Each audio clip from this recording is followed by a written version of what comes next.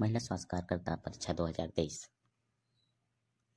के पाठ्यक्रम में 30 क्रम संख्या पर किशोरों के लिए यौन शिक्षा का टॉपिक दिया गया है। उस टॉपिक को पूर्ण करने के लिए ये एक पृष्ठ का नोट आपके लिए कारगर होगा। आइए शुरू करते हैं। किशोरों के लिए यौन शिक्षा का मुख्य उद्देश्य क्या है? पहला, यौनांगों की संरचना एवं कार्य से अवगत कराना। दूसरा, यौन संबंधी रोग व उनके उपचार का ज्ञान देना। तीसरा, प्रजनन क्रिया के महत्व को समझाना। चौथा, विषम लिंगीय सदस्य के साथ पवित्र पारस्परिक संबंध स्थापित करने योग्य बनाना।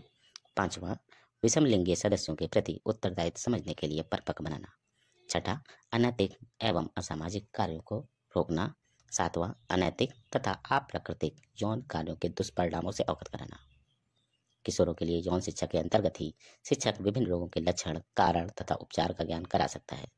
किशोरों को शिक्षक सेक्सुअल ट्रांसमिटेड डिजीज रोगों से अवगत कराते हैं, जिसमें सिफिलिस, गोनोरिया, लिम्फोग्रेनुलोमा वेनेरियम, चैनक्राइड, एड्स प्रधान है। यौन शिक्षा निश्चित रूप से शिक्षक द्वारा ही प्रदान की जानी चाहिए, किंतु यौन शिक्षा माता पिता द्वारा संपादित की जानी चाहिए, क्योंकि बालक अधिकांश समय माता पिता के साथ ही व्यतीत करते हैं। ICP एजेंडा वर्ष 1994 में, ICP का फुल फॉर्म है international conference for population and development, यानी कि जनसंख्या और विकास पर संयुक्त राष्ट्र का अंतर्राष्ट्रीय सम्मेलन, जो कि 1994 में हुआ। इसमें किशोर और युवाओं के यौन प्रजनन अधिकारों यानी कि SRR, सेक्सुअल रिप्रोडक्टिव राइट की पुष्टि की गई।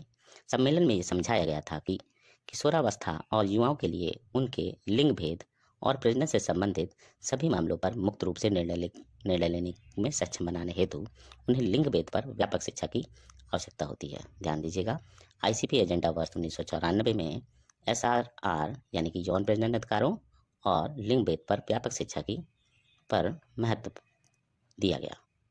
2007 में भारत सरकार ने किशोर शिक्षा कार्यक्रम AEP यानी कि एडोलसेंट एजुकेशनल प्रोग्राम की शुरुआत की। हालांकि कई विरोधों और मोरल पुलिस ने इस कार्यक्रम के प्रकरण को अनुपयुक्त ठहराया था और इस कार्यक्रम को अधिकांश राज्यों में प्रतिबंधित भी कर दिया गया था। यहाँ तक कि नकारात्मक सुर्खियों के बाद भी यह कार्यक्रम उचित कार्यान्वयन के बिना चुनिंदा सरकारी निजी स्कूलों में शुरू किया गया था। Central board of secondary education यानी CBSE ने 2005 में एक परिपत्र यानी कि सर्कुलर जारी किया गया था, जिसमें किशोरावस्था प्रजनन और यौन शिक्षा स्वास्थ्य यानी कि ARSH प्रोजेक्ट नामक एक कार्यक्रम आयोजन किया गया था। ARSH का full form adolescent reproductive sexual health education यानी कि ARS। केंद्र सरकार ने इसे 2006 में जारी किया। तब से कई राज्यों ने अपनी आवश्यकताओं के अनुसार कार्यक्रमों में थोड़ा बदलाव करके इसे लागू किया है। भारत में समाज की बदलती गतिशीलता को ध्यान में रखते हुए भारत सरकार ने राष्ट्रीय शिक्षा नीति वर्ष 2016 में लागू किया था, जो किशोरों के लिए स्कूल में यौन शिक्षा के महत्व को सुरक्षा उपाय के रूप में स्वीकार करता है। कुछ फुल फॉर्म यहाँ पे लिखे हुए हैं। Adolescent reproductive and sexual health strategy ARS का फुल फॉर्म है, जो लॉन्च हुआ 2005 में।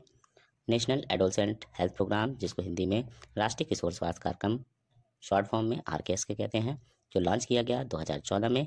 AFHC का फुल फॉर्म होता है एडोलसेंट फ्रेंडली हेल्थ क्लिनिक, जो कि CSCs पर लागू होती हैं। और चौथा है WIPS यानी कि weekly iron folic acid supplementation programme, जो कि स्कूल हेल्थ यानी कि RKS के प्रोग्राम के तहत दी जाती है।